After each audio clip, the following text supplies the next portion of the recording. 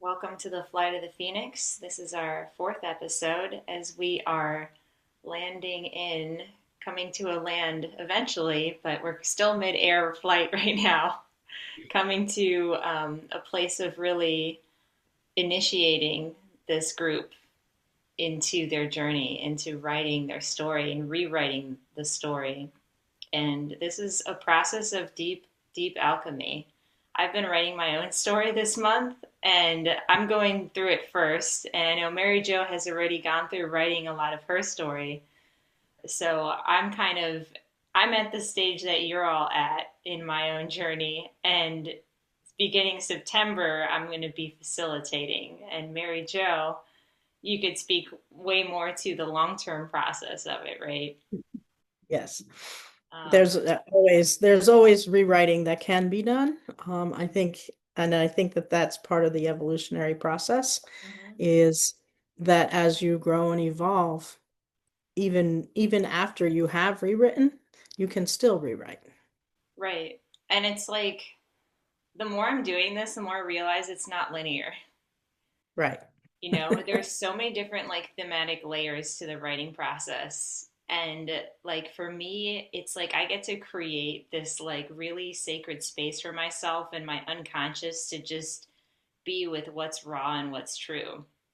Hmm. And it's almost intimidating at first, but like once you get into it, it's like, I don't know, for me, it's like my heart opens up and I don't know. I get to see parts of myself from this bird's eye view, but like it's like a richer, deeper experience in the mess of it almost. Like in the Yes. subconscious pieces that come up and then you're like, what do I do with this now that this memory came up or this piece of information came up that I forgot about?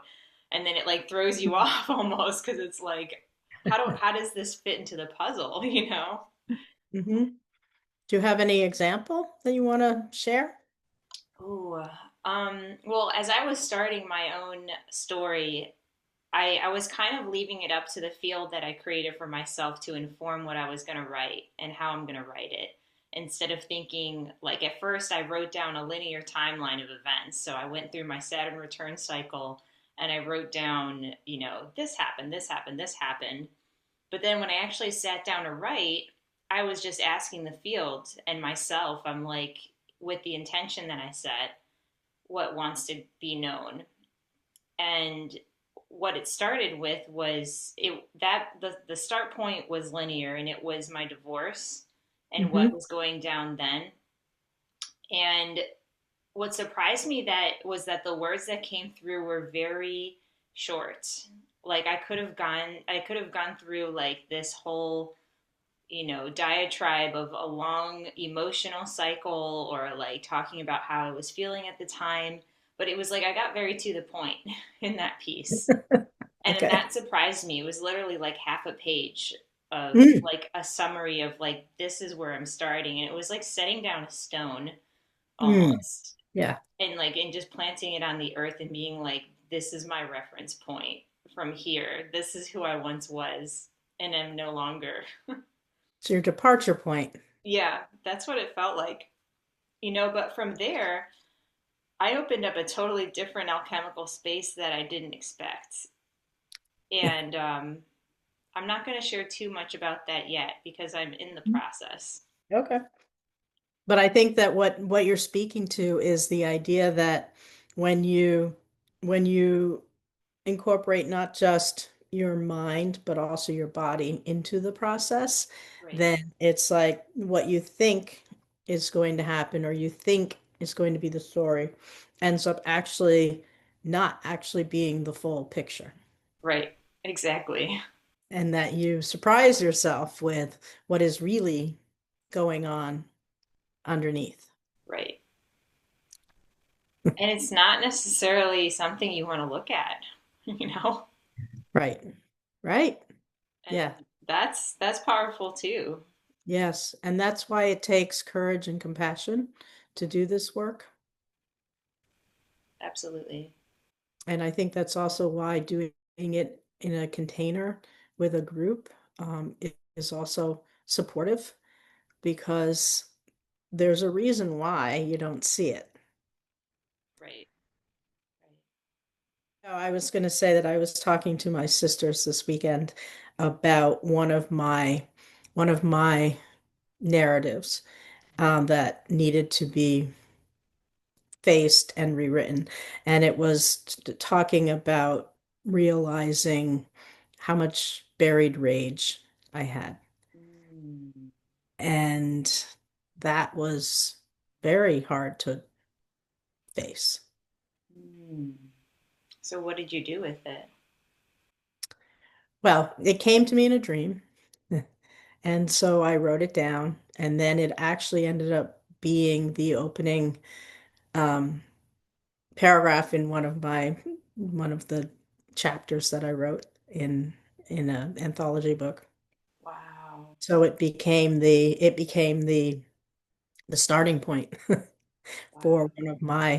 one of my narratives. Wow. Whew. I I'm just kind of bouncing off of that, just thinking about like parts of my own story where I experienced rage as well. And I can say I didn't allow myself to experience that emotion until last year, like Mm, legitimately for the first time, and express it. And it was for me, I would say a pretty pivotal part in my healing journey. And it was initiated through being facilitated by another person, hmm that I was able to actually release it from my body and my cells. And when it came up, it was like the biggest explosive wind of energy, and something that I think I was like really afraid of accessing before that, because like there's this Yeah, fear of like, is it going to hurt me? Is it going to hurt someone else? right, right, Or does it make me a bad person to experience this emotion? right. And I mean, obviously not, it's like we're all a rainbow spectrum of emotions, but to allow it, to be okay with it, to allow it to unleash, because it is uncontrollable in my experience. It Mm, needs to run its course, just like, mhm. other emotions, but that particular one, it's like a storm. Yes. And like for me, I was like beating on pillows and screaming and like kicking around and like flailing, like, and trying to just release this massive explosion of energy from my body. Mm-hmm. Yeah. For me, I was able to release a lot of it through the RIM process. Mm. And so that's what helped me. And that's part of what I was actually writing about too, was how I was able to process it. Can you speak a little bit more about the RIM process and what that is? Well, it's regenerating images in memory, and it's a technique that gets to the emotions that are in the body. So it gets you below the thinking mind and into the emotional fabric of your body, and through imagination it will lead you to wherever that emotion is, that's creating the pain or the disharmony in your being, and you can release it, and you can also re-imprint with a different emotion. Mm. Something like peace or calm or love, or I love you know, that. once you've dealt with the other one. Well, I feel like we're kind of doing that with the writing process a little bit too, because it's Hmm like if the story itself has an imprint in the body and in the emotional fields, and then hmm you can re-imprint and replace it with other narratives, Right, that's literally happening at the cellular level, right, right. Yeah, But it's a choice, and to actually see it for what it is and then make that essential choice to replace it with something else. right. Um, Yes, right. Because it doesn't actually do you any good, really, to take it out and not replace it with anything, because it's going to get replaced. So you might as well be intentional and choose what you replace it with. right. I'm I'm curious because I've noticed in like my own process of alchemizing different things, that like I'll get to a certain point of reaching somewhere so deep within myself and just becoming consciously aware that it actually shifts on its own. Like once you get there, Mm-hmm. and like the idea that while there's choice to go there and to make this shift to replace it with something, there's also something like that's part of an innate intelligence that happens, Yes. because I'm just thinking of experiences where like I allowed myself to go into deep like heartbreak, and like it literally feels like your chest is being torn open. Like literally it feels that way. Or like I was thinking about this when I was going through like the grief after divorce, and thinking about how at that time it felt like these strings that were attached to my heart were literally being cut. Mm, And um and it's like actually going there and going through that process of grieving, but then allowing yourself to feel it, right. and then something new is kind of goes in that place. But there's kind of like layers to the alchemy, because it's like you could have the feeling of letting go and disconnecting and having a scar there or a wound, or maybe Mm, it's an open wound in the beginning and then it scars over, mm-hmm. and then it's still something that needs to be addressed. But then when you Mm-hmm. go underneath it, is what I'm talking about, like with the rim type of stuff, or with doing these types of exercises with the writing, or even with Mm-hmm. toning, Mm-hmm. to go underneath it, and then it inherently starts alchemizing into a Right. new energy altogether, or into wisdom. Right. Right. In RIM, there's the terminology called your emotional operating system Mm-hmm. that has the wisdom already. And so even when we talk about choice and intention, it already knows. Right. And so when you're talking about choosing, when you're in my um, opinion, you're choosing to have that courage and compassion Right. to be able to face what you don't want to face or haven't wanted to face. And then when you're in that trusting um, environment, the innate wisdom. You can call it your emotional operating system. You can call it your higher self. You can call it all sorts of things. Grace. There's an inner knowing that already knows what to replace it with. Right. Yeah, it's just that innate intelligence. So I just kind of wanted to point that out too, because it's like you can't do it wrong. You Right. can't replace it with the wrong thing or something like that. Right. Right. Just the willingness to go there and have that compassion and grace and Mhm. hold that space for yourself, and to feel it, and being willing to it changing into something else without you knowing what it's necessarily going to be. Like you just can't do it wrong. Yeah. Trusting the process. Hmm. Yeah. I feel like in my own kind of hero's journey, it's led to deeper and deeper trust, Hmm. from going from places of feeling chaos and desperation, and these kind of peak moments of how could things get this way, or how, just feeling like, um, well, I think at the time maybe feeling like a victim, but definitely not anymore, seeing it in Hmm. retrospect from a Right. bigger picture, and getting to this place of deep trust. But it's not like a letting go of my own power. It's not trusting. It's not like surrendering in this way that's like disempowering.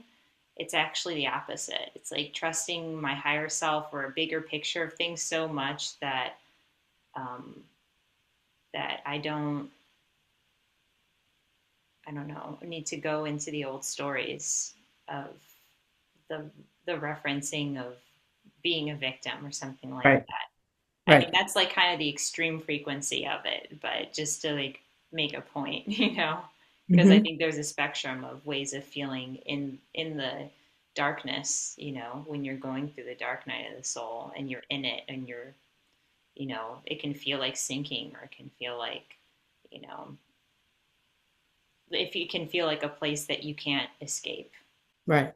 or You that can it's feel not helpless going or to end or powerless. something, Hmm. when you're in it. Right. So by the time you've gotten to this part in the journey, you're not in it anymore. That's for certain. Right. But Right. you can look back at it and be like, wow, I was there and now I'm here. And that's amazing. I made it. You Pat know? yourself on the Right? back. Self hug. Good job. Yeah, I mean, you that's could say awesome. that of like anybody who survived COVID, anybody who's listening to this right now. Like, Mhm. we made it. And then the question becomes, and now what? Right.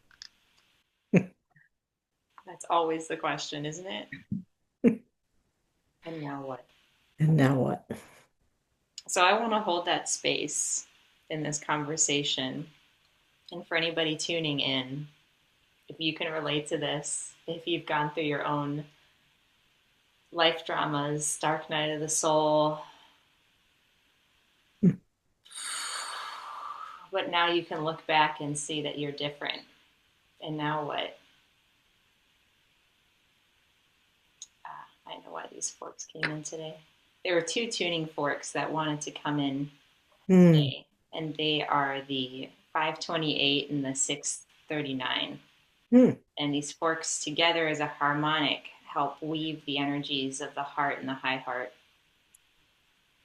love it. Because the 639 is all about communication, communicating with yourself, and the 528 really directly correlates to the heart itself, and maybe also to the solar plexus. Mm, So I just kind of want to hold the space of, and now what, and okay. ring through some frequencies. So if you want to take a breath, and just let yourself float like a leaf down to your heart. And if there's still something that's raw and tender, you can allow that leaf to just kind of curl around the heart space. Or maybe it wants to move through and settle down into the floor of the heart.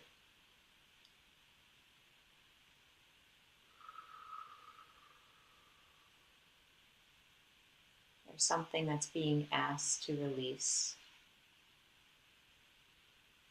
in the process of surrendering into the and now what.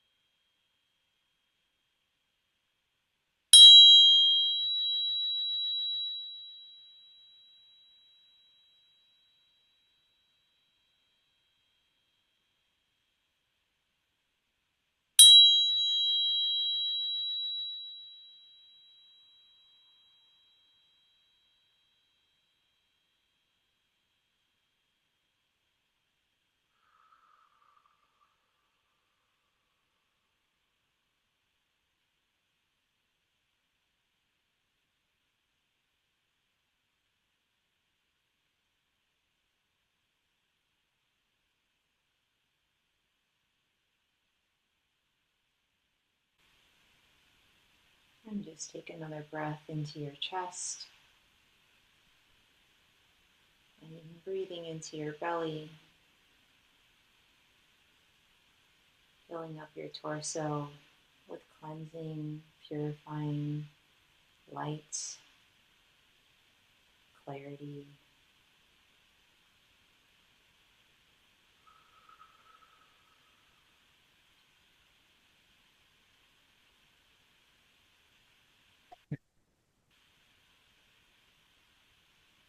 And if you want to take a moment to invite in the frequencies or the feelings and experiences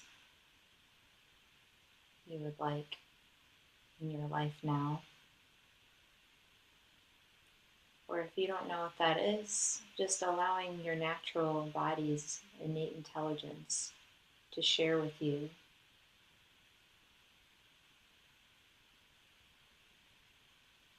an experience or feeling that wants to come in.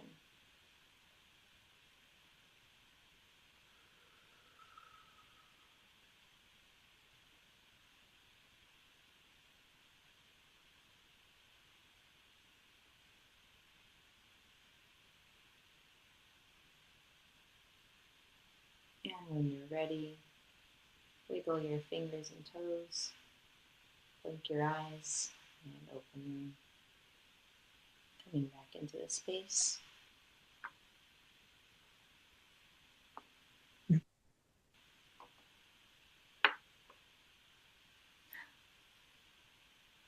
How are you doing, Mary Jo?